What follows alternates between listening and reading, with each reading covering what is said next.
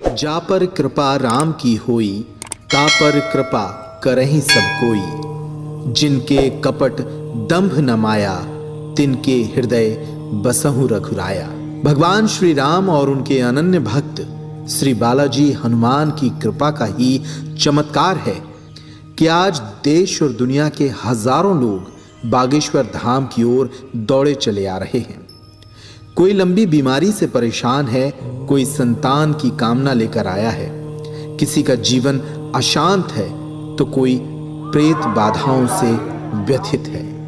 मध्य प्रदेश के बुंदेलखंड में स्थित संत धीरेन्द्र कृष्ण का आश्रम छतरपुर जिले के ग्राम गढ़ा में बागेश्वर धाम के नाम से प्रख्यात है।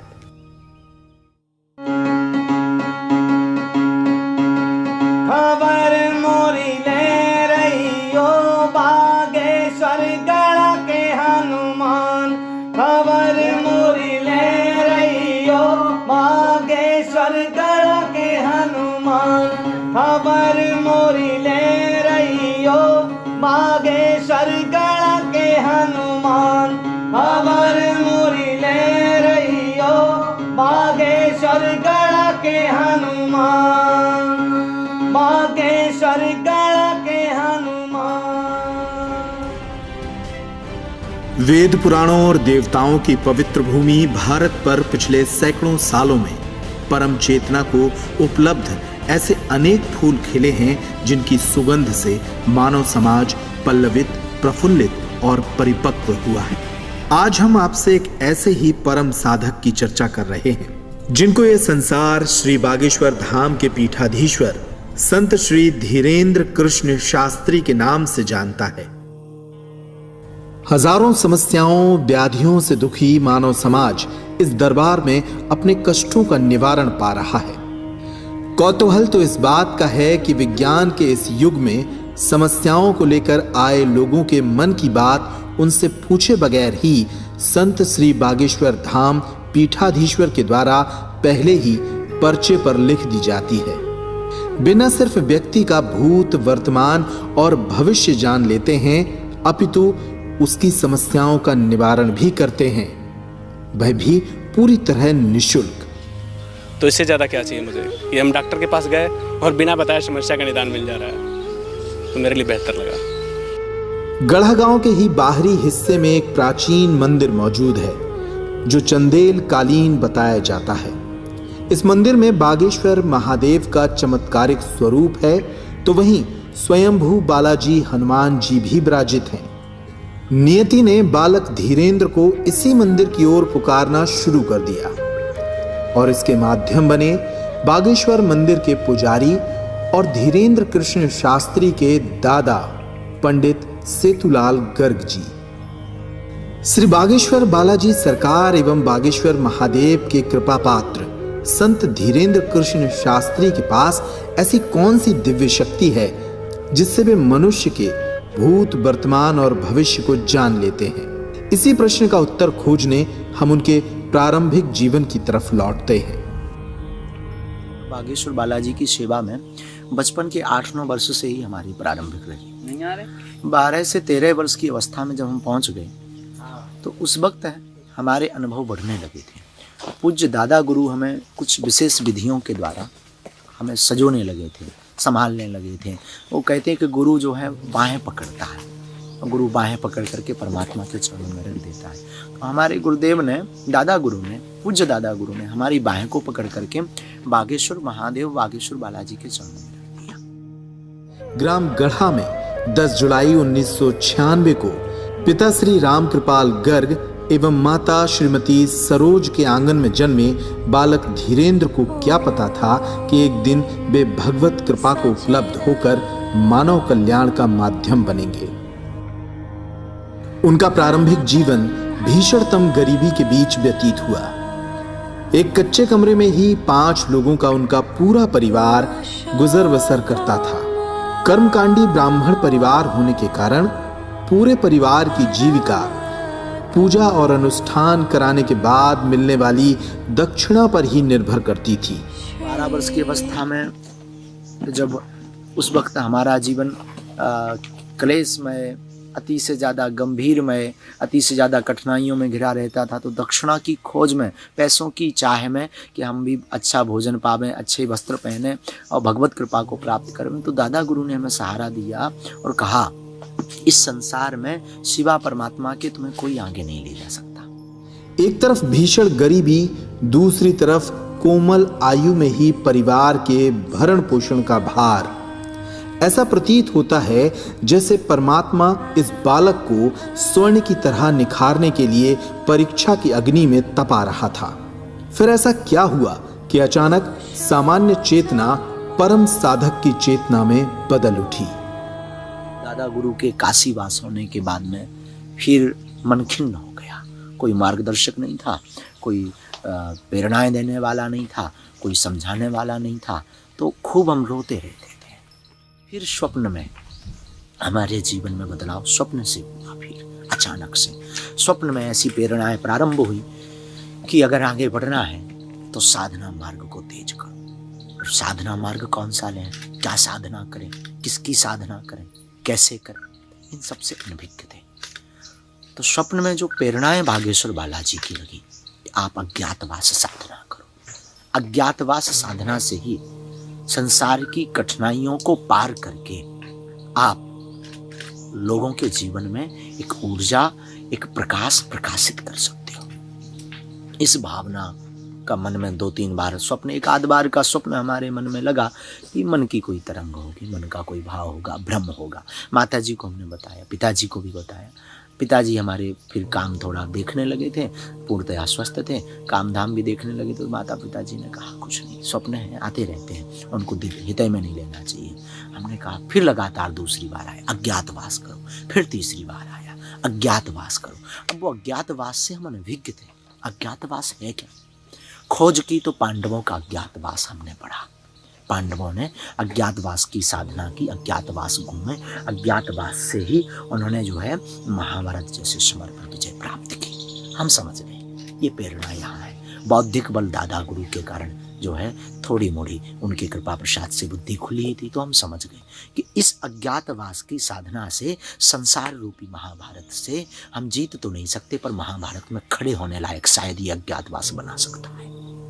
उसी अज्ञातवास के बीच में हमें अपने पूज्य सदगुरु भगवान, जो हमारे वंशीय गुरु थे, जिनके ऊपर दादा की ऊपर भी कृपा थी, जिन गुरु की, सदगुरु सन्यासी बाबा, उनकी प्रेरणाएं, अब उसे एक दृष्टि से प्रत्यक्षीकरण, एक दृष्टि से उनका अनुभव, एक दृष्टि से उनका साक्षात्कार, एक दृष्टि से उनकी प्रति चरणों में हमारी प्रीति और उनका अभय आशीर्वाद हम पर उसी अज्ञातवास में भया।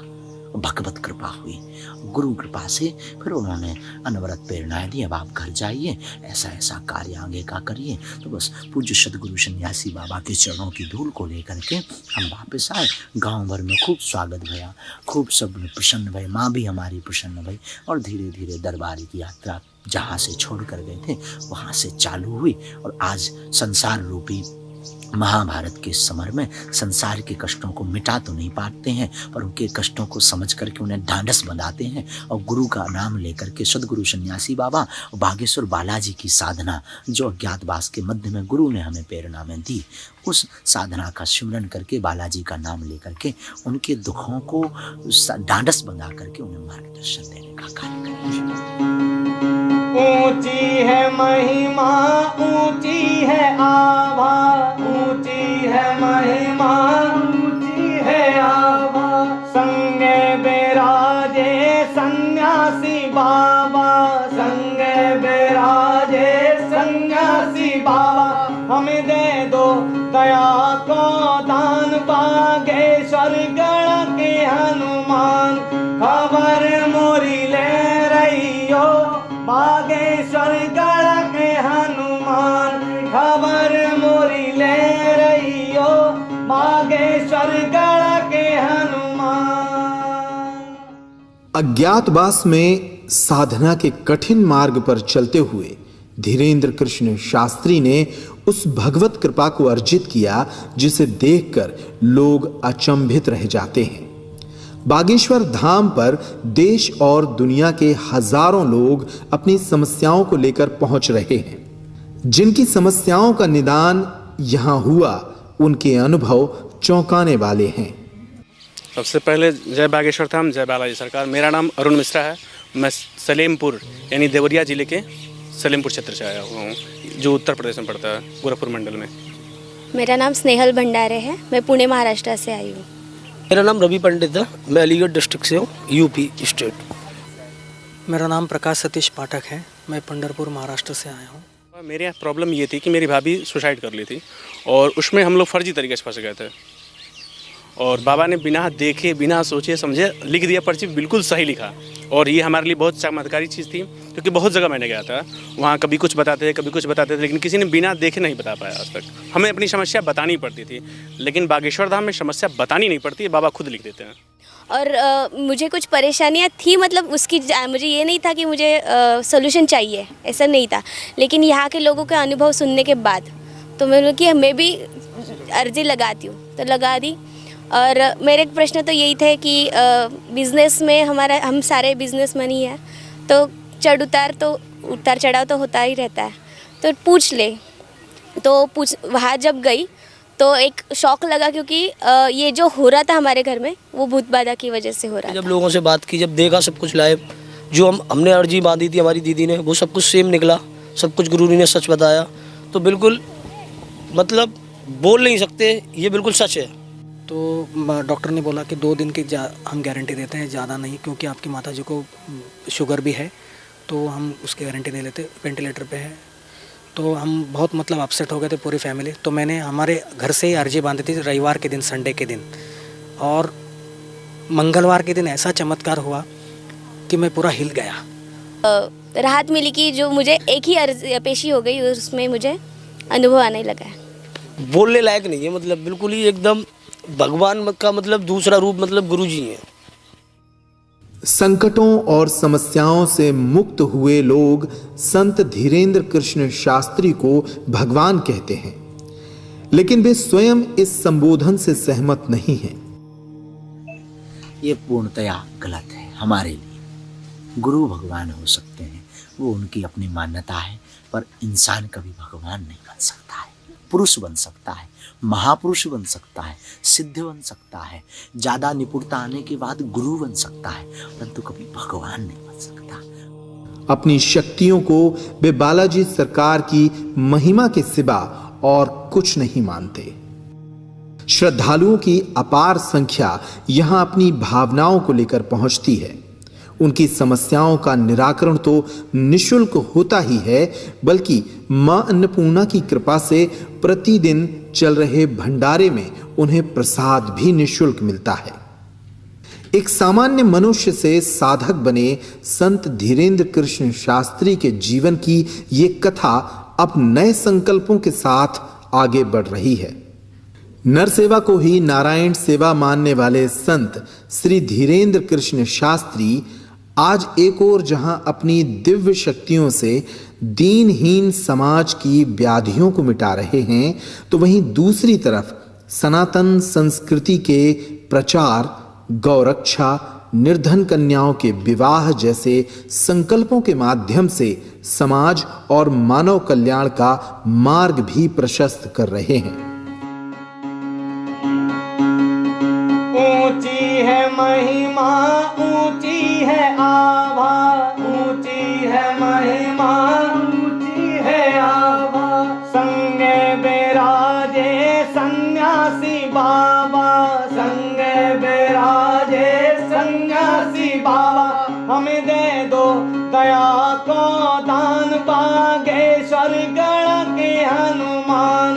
खबर मोरी ले रही हो बागेश्वर गढ़ के हनुमान, खबर मोरी ले रही हो बागेश्वर गढ़ के हनुमान। जय जय जय हनुमान गोसाई, जय जय जय हनुमान गोसाई।